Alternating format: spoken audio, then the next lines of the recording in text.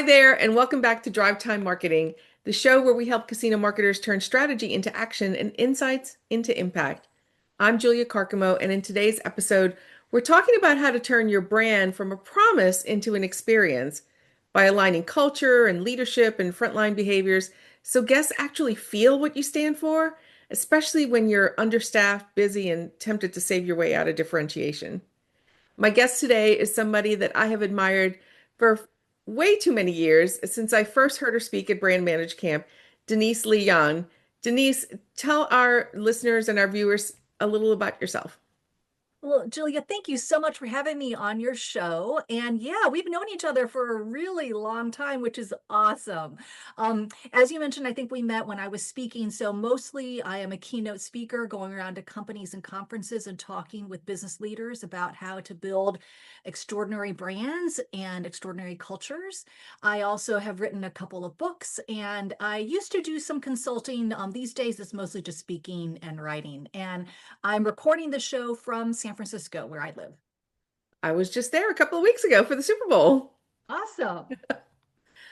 I want to jump right into something, and I can see your book just in the back right now How about fusion. convenient, About right? fusion, which is something that I have conversations about a lot with casino marketers, this brand culture fusion, and how alignment really isn't optional.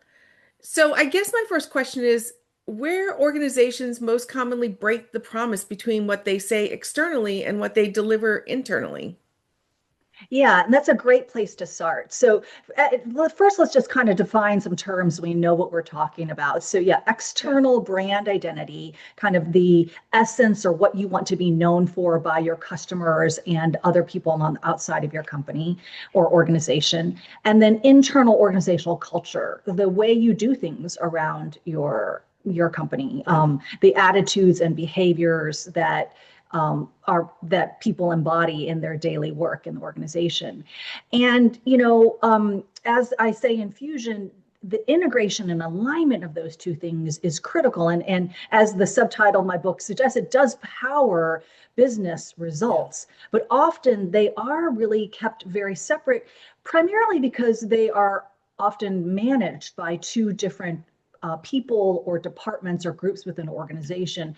Oftentimes, I find that brand identity and brand stewardship is allocated to the marketing department of an Mhm. organization, and internal organizational culture is given to like HR. Right. And unfortunately, these two departments have two different sets of metrics, two different sets of priorities, and so they don't work together. And what's lacking is an overarching vision and priority on how these two things need to be aligned and how they can be integrated. Yeah.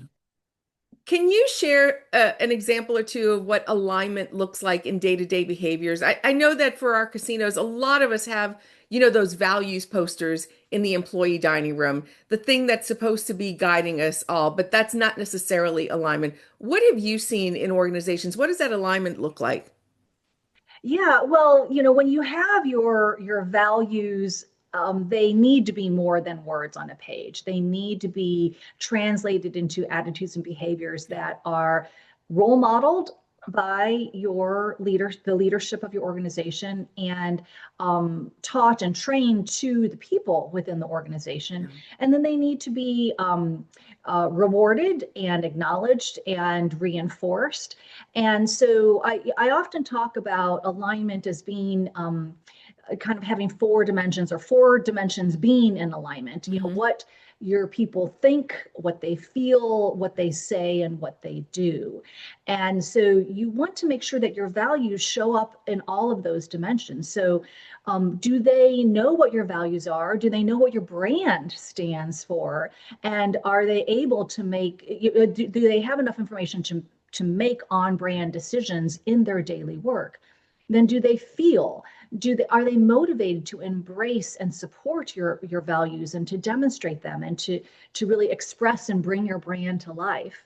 Then, in terms of do your people communicate with Right. customers and colleagues about what your values are and how important your brand is? And then the action. Does everyone in the Yeah. organization take actions in their responsibilities that express your values and support your brand? And so it's that kind of through line of alignment from the head to the heart to the hands to the feet to Hmm. the mouth, Love everything that. to be in aligned. Yeah. Yeah. So the other conversation that we've been having with our brand folks is also about culture, because as you said, sometimes that culture piece is left to HR. And a lot of times there's a disconnect I find between what a nice or healthy culture is and whether that's enough to really create differentiation for us, especially because in many of our markets, we have, three, four, five other casinos that we compete with, but we also compete with a lot of other entertainment venues. So why is culture, or I should say, why is the focus on culture important, and why must it be more than just a slogan on a wall? So, Julia, you just said a lot of things in that question, and I kind of want to break it down a little bit. The first thing that you acknowledged is that as we started talking about, culture is often considered the responsibility of the HR department. And my observations these days, HR has become a very complex, complicated, difficult role within an organization. There's so many issues and tactics that need to be dealt with. From recruiting and talent acquisition alone, HR has so much to deal with that often, culture is not prioritized or is not approached in the strategic way that it needs to be. And so often at times what we see is that HR will just kind of default to having a good culture. The problem is that a good culture is really the baseline. Everyone has a good culture or Right. is trying to have one, or if you have a good culture, someone's going to come along and do it better. There is so much competition for talent these days. Casino operators are not only competing with other casinos and entertainment venues, like you said, they're also competing with retail, restaurants, other places Right. where that count on engaged and skilled frontline workers. And so just having a good culture is not enough to win the competition for talent that you need to. Um, Beyond that, I would argue that there's really no single definition of a good culture.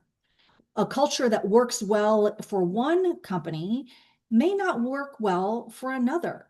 For example, if you want to create an experience at your casino that is super innovative, tech enabled, really kind of forward and progressive, you're going to want a culture, an organizational culture that enables that experience to happen, Right. that embraces risk taking, that embraces failure, that is always kind of pioneering into new areas. If, on the other hand, you want to have an experience that is very warm and welcoming, very hospitable, all about service and hands-on human-to-human, yeah, interactions. You're going to want a culture that values empathy and hospitality and really connection with your customers. And that's a totally different kind of culture. Yeah. And so both of those aspirations are worthy. It's just they're very different. And so Right. there's no single definition of good. As a leader, you need to determine what is your desired brand identity, and then what is the specific culture that is going to get you to be able to deliver on that identity in your experience. So I guess in that vein, how can leaders define that specific culture to produce that experience that they want? I mean, for casinos, a lot of it is about hospitality and that welcoming environment. How Yeah, can yeah. leaders help define the specific culture? Yeah. Well, I think it is understanding maybe the difference between kind of what are category values or basic category expectations and experiences versus what is differentiating. And so, to your point, I think that, yeah, like as you said, all casino operators need to value hospitality to some degree. But Mhm. is there a specific brand of hospitality that maybe distinguishes you? Maybe it's like Southern hospitality, or maybe it's luxury hospitality. personality. So there are ways that you can define what your brand stands for that are very distinctive from your competitors. And then it's about identifying what are the attitudes and behaviors that would enable you and your people to create the kind of experience that supports that identity and build a culture around those values. I think one of the great benefits of having a well-defined culture is employee engagement, which is not the same as employee satisfaction. And for years, I think that companies really looked at their employee satisfaction scores as a way to say they were successful or not. But when we talk about engagement and what employee brand engagement really means, I mean, how do you explain that to marketers? How does it differ from general engagement and from satisfaction? Yeah, yeah. Well, think about it for yourself. There are lots of brands or stores or places you go that you would say you're satisfied with. Yeah. I mean, they meet your expectations, that's great. But I bet that if you got a better alternative, a better option, you would go to that because, satisfaction, again, is kind of only of a baseline. And in the same way, you want your customers to go out of their way to choose you, and you Yeah. want your employees to go out of their way to deliver on their responsibilities. And so I talk about the difference between just general employee engagement Mhm. versus employee brand engagement, because you could have very happy, satisfied, engaged employees, but they may not know how to serve your customers in the specific way you want them to. And so employee brand engagement is about your employees understanding and delivering on those specific brand Yeah. differentiators and the expectations you have with your brand. And so I break down employee brand engagement into three dimensions. There's kind of the personal and emotional commitment to the brand. So employees feel this connection to your brand and they want to promote your brand. They act as your brand ambassadors. There's kind of a sense of ownership for the brand that you want your employees to have. Then there's kind of this understanding of what the brand stands for. You want employees who understand who are your core customers, what are those customers' needs, how do you as an organization fill those needs, and how do you go beyond expectations and anticipate what your customers want.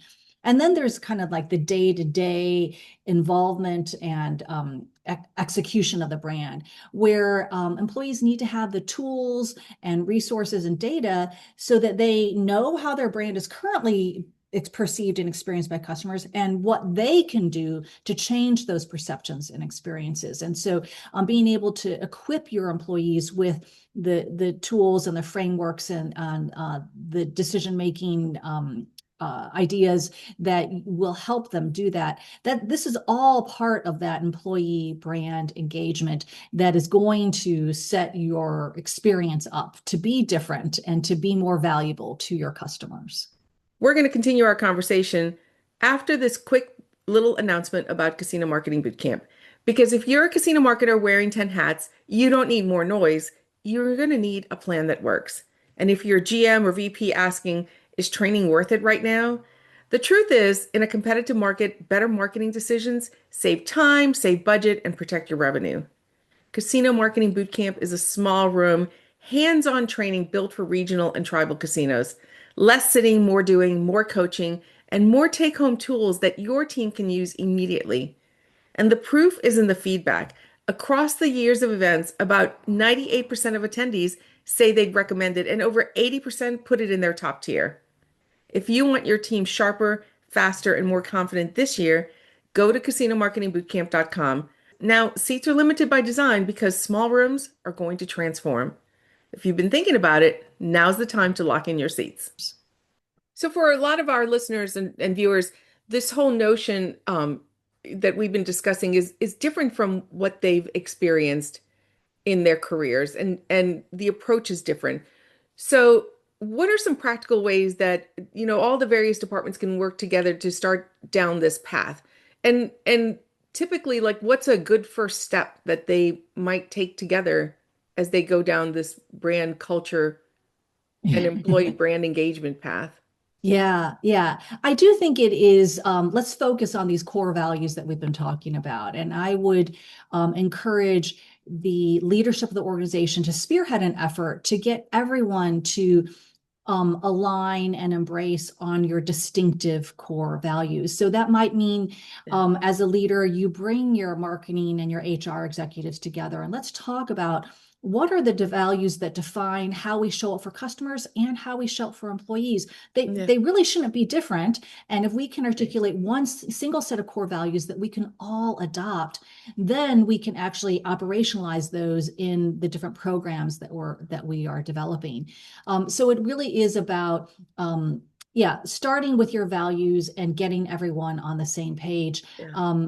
I don't want to sound overly promotional, but in my book, I do talk about a process and various ways that you can get at those values Yeah. with your folks. And so I would just encourage you to check that out. Yeah. One of my friends and fellow boot camp coaches has this saying that I quote all the time, and he says, our guests will never experience what our employees do not.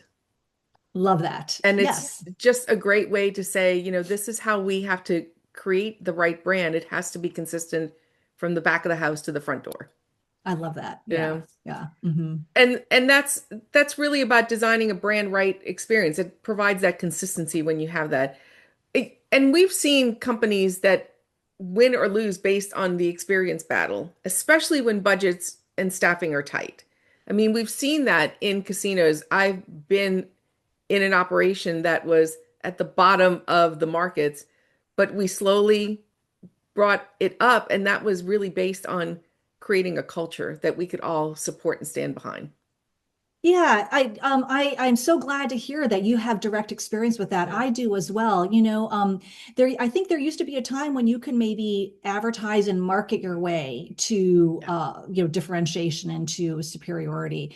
But these days customers are savvy. And if very. you started off this program, Julia, by talking about your brand promise. And I always say that your brand can't just be a promise, it must be a promise delivered. Mhm. And so your experience, the culture that then powers that experience is really what enables you to succeed. So I would say your customer experience is your marketing and your culture is the driver of your customer experience. Oh, I love that. I love that. Okay, so we have come to close to the end, and I want to play a little game with you if you're up for it. Um, Okay. it's called Fan or Flop. We started it last year with some of our guests. I'm going to give you a few scenarios, and you tell us if you're a fan of it or if you think it's a flop, and maybe in one sentence why it might be a flop. Or some of our guests have actually volunteered a fix for it, how they think they would fix it. Okay. So let's start with one of the things we mentioned earlier on, the values wall versus a behavior wall. So a company invests in a values poster campaign and internal swag, but doesn't really change the process or incentives. Fan or flop? Oh, total flop. Yes, not surprisingly. Yeah, put your money where your mouth is and actually go ahead and Yeah. operationalize those values. Yes. Yes. How about we often hear this. I often get clients who want to do a rebrand. And it usually consists of a new logo or a new tagline or a new video, but nothing for the front line. So the front line is still using the same scripts, the staffing levels, policies don't change. Fan or flop? Total flop. I always say if you want to rebrand, fix your culture first, and then you can like roll out new logo, new visual identity, et cetera. But where you're going to have the most impact is in how your employees behave and act and engage with your customers. So fix that first. How about when leadership decides we're going to be a premium brand, but rather than doing the expected cutting labor and eliminating guest-facing touches, they actually go to their employees and ask to see what customers are telling them so they can add more to the experience. Oh, I love that. Total fan. Your frontline employees know your customers probably better than you do, and they Yeah. know what your customers need, and they have probably have all sorts of ideas and ways to improve your operations, improve your service, to elevate your customer experience. I love the idea of asking them for their ideas and engaging them that Yeah. way. Um, I think that we both will agree on this one, but when a brand gives their employees the power to make things right and doesn't Mm. put guardrails that are going to prevent them from doing things to create a great experience. Yeah, I'm a big fan, with a caveat though, Julia, because I do want to be, realistic and say that, I think probably most of your clients are familiar with the Ritz-Carlton, Yeah. $2,000. Every employee has discretion to use up to $2,000 to fix a problem or make a guest happy, and not all of us have those kinds of resources. Um, and I think what makes the Ritz-Carlton program so successful is because their employees are all aligned around the same values of how do we want to serve customers? How do we want to make them feel? And so they're able to make the right decisions about how to resolve a problem or how to go the extra mile for a guest. And so I think you need to empower your employees, along with equipping them with the training and the alignment of your values. So it's a both and, I think. I love it. Well, Denise, thank you very much for sharing your time with us and your expertise. You have a number of books, all of which that I have read from cover to cover. I've got them highlighted and notes in the Hey. margins. I would recommend them to any of our marketers. But where can people get a hold of you? How can they work with you? What can you share with us? Oh, thank you so much, Julia. And thank you for reading my books and inviting me onto your show.